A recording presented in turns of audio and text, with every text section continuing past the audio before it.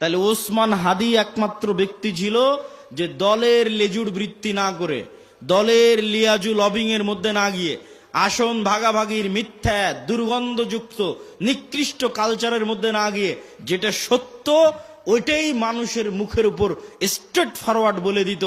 আর এই রকম একজন মেরুদণ্ডওয়ালা, যার মেরুদণ্ড আছে, যে স্ট্রেট ফরওয়ার্ড সত্য এবং ন্যায় বলতে পারে জ্ঞানের সাথে বুদ্ধিমত্তার সাথে, এটাই নেতা, এটাই নেতা তৈরি হওয়ার রাস্তা।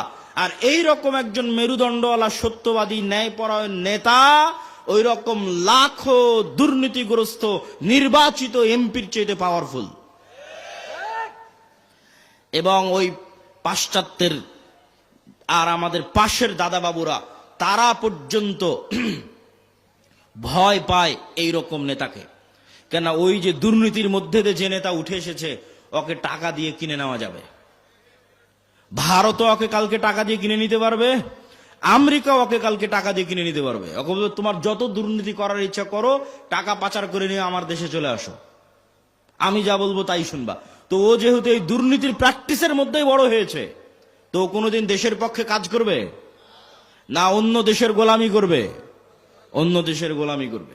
তাহলে গোলামি থেকে বাঁচার জন্য একটা প্রজন্ম তৈরি করতে হবে আপনাদের, যে প্রজন্ম হবে সত্যবাদী ন্যায়পরায়ণ, মিথ্যা এবং অন্যায়ের সংস্পর্শে যায়নি, মেরুদণ্ড বিক্রি করবে না টাকার কাছে। আপনি মাপবেন কেমনে যে আমি সত্যবাদী ন্যায়পরায়ণ কিনা? আপনি নিজেকে জিজ্ঞেস করেন যে আপনি আপনার পিতার সম্পত্তিতে আপনার বোনকে ন্যায়ের সাথে সম্পদ দিয়েছেন কিনা? আপনার পিতা আপনার দাদার সম্পত্তিতে আপনার ফুফুকে ন্যায়ের সাথে সম্পদ দিয়েছে কিনা? যদি দেখেন হ্যাঁ ন্যায়ের সাথে বন্টন হয়েছে, তাহলে আপনার মধ্যে নেতৃত্বের গুণ আছে, আল্লাহর দৃষ্টিতে আপনি নেতা হতে পারবেন। আরো বাকি গুণগুলো অর্জন করলে পূর্ণ নেতা হবেন, কিন্তু মোটামুটি এই গুণটা আছে। আর যদি দেখেন যে না, আপনি ন্যায়ের সাথে বন্টন করতে পারেননি, আপনি নিশ্চিত জেনে রাখেন, আপনি নিশ্চিত জেনে রাখেন আজকে আপনি আপনার স্ত্রীর সাথে ন্যায় করতে পারেননি, আজকে আপনি আপনার বোনের সাথে ন্যায় করতে পারেননি, আজকে আপনি আপনার পিতা মাতার সাথে ন্যায় করতে পারেননি। ওয়াল্লাহি আল্লাহর কসম করে বলছি, ওয়াল্লাহি আল্লাহর কসম করে বলছি, যে তার বোন তার ফুফুর সাথে ন্যায় করতে পারেনি, এই ব্যক্তিও যদি নির্বাচিত হয়ে ক্ষমতায় আসে, সেও গত 16 বছরের চেয়ে বড় দুর্নীতিবাজ হবে। তাহলে নেতা তখনই তৈরি হবে যখন ন্যায় এবং সত্যবাদিতা তার রক্তের মধ্যে থাকবে। আর মিথ্যা গোলামির কালচার।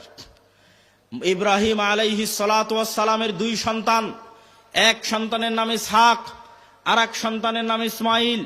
ইসহাককে রেখে দিলেন জেরুজালেমে, আর ইসমাইলকে রেখে দিলেন মক্কায়। ইসমাইল থেকে মোহাম্মদ পর্যন্ত এই দীর্ঘ সময়ে এই বানু ইসরাইলের সাথে কি হচ্ছে দেখেন, শর্টকাট।